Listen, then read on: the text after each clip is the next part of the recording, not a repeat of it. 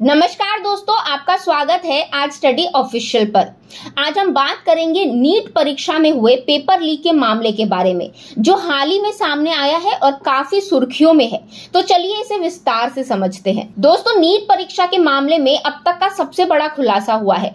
बिहार की राजधानी पटना में सरकारी सहयोग का सबूत सामने आया है, जो बताता है कि पटना के सरकारी गेस्ट हाउस में पेपर लीक की साजिश रची गई है। ये बात सामने आई है दोस्तों कि पटना के NHAI गेस्ट हाउस में छात्रों को रुकवाने और आंसर रटाने वाले सॉल्व गैंग की पहुंच एक मंत्री तक है। गेस्ट हाउस में छात्रों को ठहरने के लिए कथित तौर पर एक मंत्री ने लेटर लिखा था, जिसका नंबर 440 है। दोस्तों, मंत्री की पैरवी से सॉल्वर गैंग के जरिए छात्रों को गेस्ट हाउस में ठहराया गया था। गेस्ट के एंट्री रजिस्टर में छात्र अनुराग यादव के नाम के आगे ब्रैकेट में मंत्री जी लिखा हुआ है।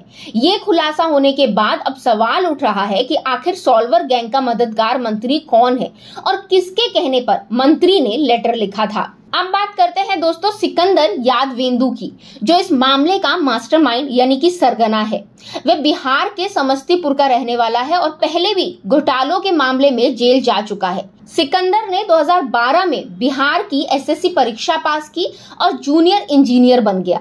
उसका बेटा और बेटी दोनों MBBS की पढ़ाई कर रहे हैं और उसका दामाद MBBS के बाद PG कर रहा है। सिकंदर 3 करोड़ के LED घोटाले का आरोपी भी है। दोस्तों, पुलिस ने छात्र अनुराग यादव को गिरफ्तार किया है, जो इसी गेस्ट हाउस में अपनी मां और कुछ अन्य लोगों के साथ ठहरा हुआ था। पटना EOU यानी कि इकोनॉमिक ऑफेंस यूनिट ने पटना के AG कॉलोनी से ATM कार्ड और पासबुक जब्त किए हैं।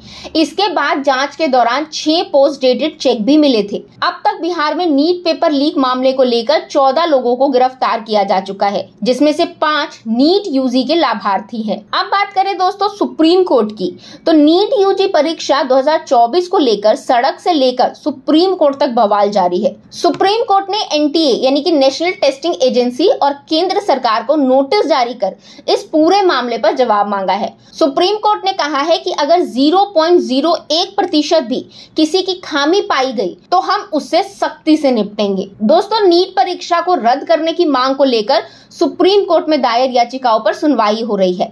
याचिकाकर्ता नितिन विजय समेत अन्य ने पेपर लीक और गड़बड़ी का हवाला देते हुए पूरी परीक्षा रद्द करने की मांग की है। अब इस मामले की अगली सुनवाई 8 जुलाई को होगी। इलाहाबाद हाई कोर्ट की लखनऊ खंडपीठ में भी नीट 2024 की परीक्षा में एक छात्र की OMR शीट फटी हुई मिलने के कारण परिणाम घोषित न करने की याचिका दायर हुई थी। हालांकि ये भी पाया गया कि छात्र ने फर्जी आवेदन संख्या का उपयोग किया था और कोर्ट ने याचिका को खारिज कर दिया। तो दोस्तों, यह था नीट परीक्षा पेपर लीक मामले पर एक विस्तृत चर्चा। यह मामला न केवल शिक्षा प्रणाली की विश्वसनीयता पर सवाल उठाता है, बल्कि हमें ये भी सोचने पर मजबूर करता है कि कैसे भ्रष्टाचार और साजिशें हमारी शिक्षा प्रणाली को प्रभावित कर रही है।